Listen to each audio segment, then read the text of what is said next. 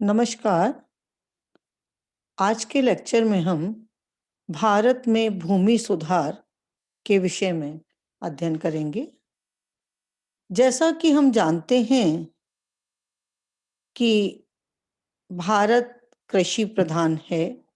यहाँ की अर्थव्यवस्था एक कृषि प्रधान अर्थव्यवस्था है। कृषि उत्पादन और कृषकों की समृद्धि इस बात पर निर्भर करती है कि वहाँ की भूमि व्यवस्था कैसी है।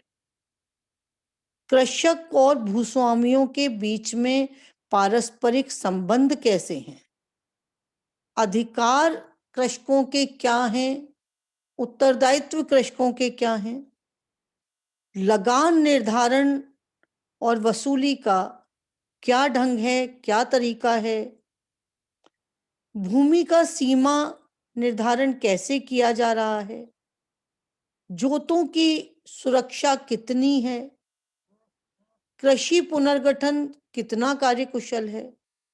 जिस देश में समूची अर्थव्यवस्था की समृद्धि का आधार ही कृषि हो, वहां पर भूमि सुधारों की आवश्यकता बहुत अधिक हो जाती है। यदि भूमि सुधार कार्यक्रम सही से नहीं चल रहा, भूमि सुधार की तरफ सरकार का कोई ध्यान नहीं जा रहा, कृषक शोषण का शिकार बन रहे हैं, उनको अपनी भूमि पर उचित अधिकार नहीं है, तो वहां की कृषि उन्नति करे, ये एक प्रश्न चिन्ह हो जाता है। यदि कृषि का उत्थान करना है तो पहले कृषक का उत्थान करना होगा। इस बात को हम नहीं भूल सकते। हम भूमि सुधारों के विषय में डिटेल से देखें, ये देखें कि स्वतंत्रता प्राप्ति के बाद से लेकर के आज तक सरकार के द्वारा इस संदर्भ में क्या क्या प्रयास किए गए, कौन कौन से प्रयास किए जाने चाहिए। इससे पहले हमें ये जानना आवश्यक होगा कि वास्तव में भूमि सुधार कहते किसे हैं, क्या है लैंड रिफॉर्म, कैसे परिभाषित किया जा सकता है लैंड रिफॉर्म को। तो जहां तक भूमि सुधार का आशय है, तो भूमि सुधार शब्द एक व्यापक अर्थ में प्रयुक्त किया जाता है। एक बहुत ही ब्रॉड एरिया है भूमि सुधार का। कोई दो शब्दों में, दो लाइन में हम इसको डिफाइन नहीं कर सकते।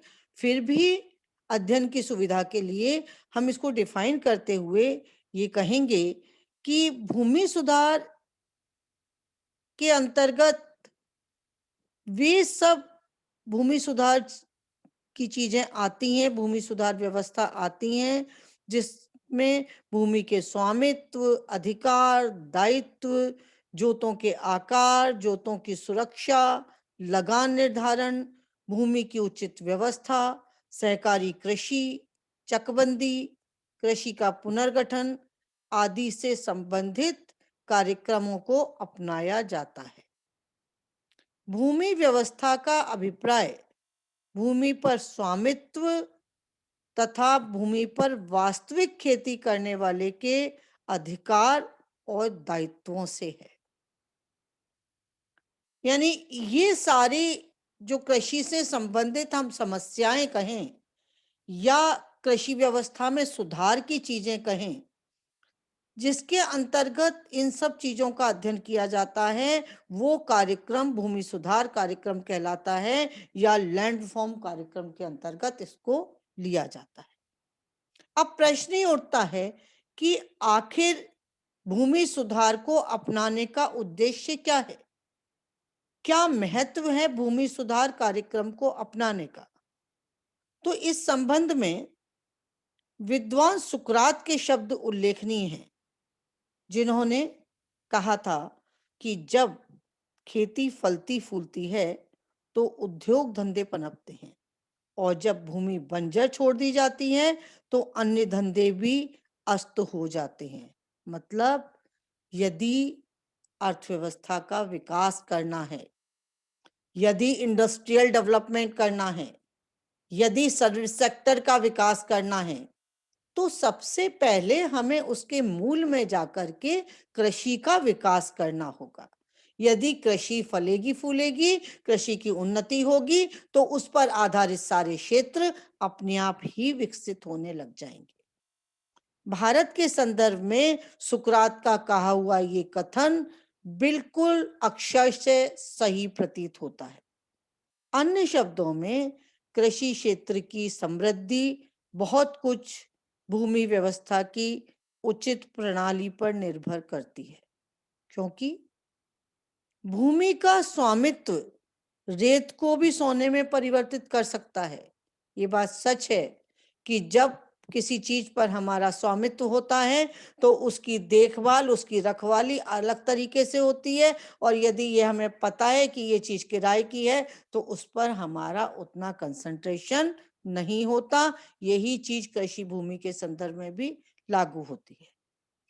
कृषि कार्य में कुशलता आती है यदि उसका स्वामित्व होता है, उत्पादकता बढ़ती है, कृषि के विकास में समूची अर्थव्यवस्था के विकास का मार्ग प्रशस्त होता है। डॉक्टर राधा कमल मुखर्जी ने इस संदर्भ में कहा था कि भारतीय कृषकों का जीवन स्तर तब तक उन्नत नहीं किया जा सकता जब तक कि भूमि प्रणाली में ऐसा परिवर्तन ना किया जाए जिससे कृषकों को अधिक कुशल कृषि करने का अवसर मिले। बिल्कुल सही प्रतीत होता है। भूमि सुधारों का सामाजिक परिवर्तनों व सामाजिक न्याय से भी गहरा संबंध है। हम भूमि सुधारों के उद्देश्य और महत्व को कुछ विशेष बिंदुओं में उल्लेखित कर सकते हैं, जैसे कृषि का विकास। भूमि सुधारों में वास्तविक कृषकों को भू स्वामित्व सौंपने से उत्पादन में वृद्धि होती है, किसानों में कुशलता का विकास होता है, वो अधिक मन लगा करके काम करते हैं, जमीन उनको जो जमीन जोत रहे हैं वो उनकी अपनी हो जाती है, तो उस पर दिल लगा करके अपने प्राणों से भी ज्यादा प्यारी मान करके उस पर भूमि पूंजी श्रम का एक आदर्श संयोग स्थापित करते हैं ताकि ज्यादा से ज्यादा कृषि की उन्नति हो सके। दूसरा उद्देश्य है भूमि सुधारों का, भूमि सुधारों से आय तथा अवसर की सामाजिक असमानता दूर करने से एक समाजवादी अर्थव्यवस्था का केंद्रीय उद्देश्य पूरा होता है। यानी जब असमानता का वातावरण होता है भूमि के संदर्भ में तो वहां पर अराजकता फैलती है, और जब समानता का वातावरण आ जाता है तो एक सामाजिक सौहार्द का वातावरण इसमें तैयार हो जाता है जो कृषक के लिए, देश के लिए, सबके लिए लाभप्रद है। तीसरा उद्देश्य है कृषकों को शोषण से मुक्ति मिल जाती है। क्यों मुक्ति मिल जाती है? क्योंकि भूमि सुधारों से जोत की सुरक्षा, लगान का उचित निर्धारण और न्यायोचित वसूली, अनुपस्थित जमींदारों का उन्मूलन, सभी सुधार एक ही दिशा में सहायक सिद्ध होने लगते हैं।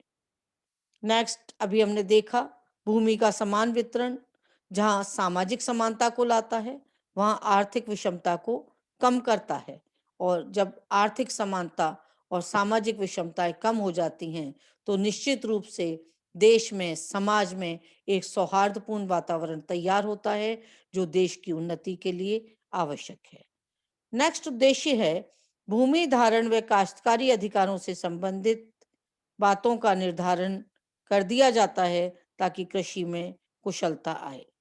इन सारे उद्देश्यों को ध्यान में रखते हुए भारत में स्वतंत्रता प्राप्ति के बाद निरंतर इस दिशा में सरकारों के द्वारा काम किए गए हैं, इसकी इम्पोर्टेंस को समझा गया है, और आने वाले समय में भी इस पर ध्यान दिया जा रहा है और दिया जाता रहेगा। आगे हम भूमि व्यवस्था में क्या क्या कमियां थीं, क्या क्या कुप्रथाएं प्रचलित थीं, इनको हम अपने अगले लेक्चर में देखेंगे। धन्यवाद।